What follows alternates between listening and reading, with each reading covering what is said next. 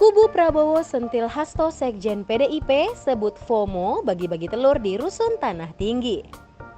Komandan Fanta atau pemilih muda Tim Kampanye Nasional atau TKN Prabowo Subianto Gibran Raka Buming Raka, Arief Rosyid menilai kubu Ganjar Pranowo Mahfud MD terkesan tengah khawatir. Hal ini disebutnya seakan TKN Ganjar Mahfud takut kehilangan momen atau fear of missing out atau yang kerap disebut FOMO. Arief menyampaikannya usai Sekretaris Jenderal PDIP Hasto Kristianto membagikan telur gratis dalam rangka HUT PDIP beberapa waktu lalu. Diketahui, paslon nomor urut 2 Prabowo Gibran sebelumnya telah menggagas program pemberian susu dan makan siang gratis bila kelak terpilih.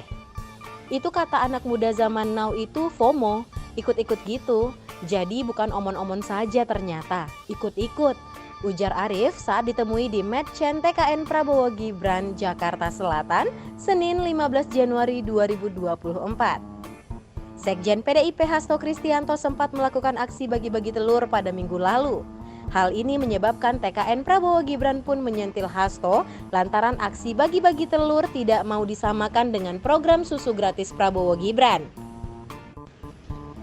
Aksi bagi-bagi telur ini sempat dilakukan Hasto di Rusun Tanah Tinggi, Johor Baru, Jakarta Pusat pada Minggu 14 Januari yang lalu.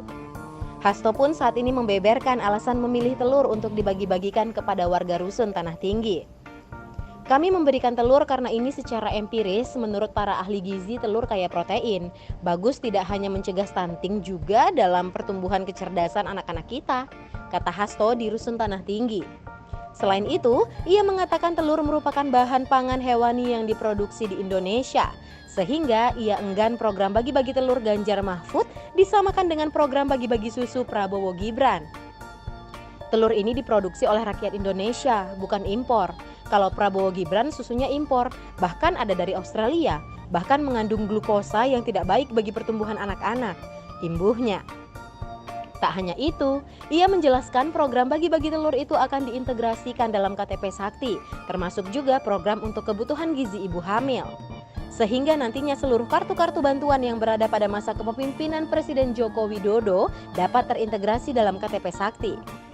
Jadi ketika satu data yang terus diupdate, ada ibu-ibu hamil misalnya, maka harus mendapatkan pelayanan dan kepenuhan kacang hijaunya yang kaya vitamin B, kemudian telurnya, kemudian beberapa suplemen dari daun kelor yang kaya dengan vitamin C.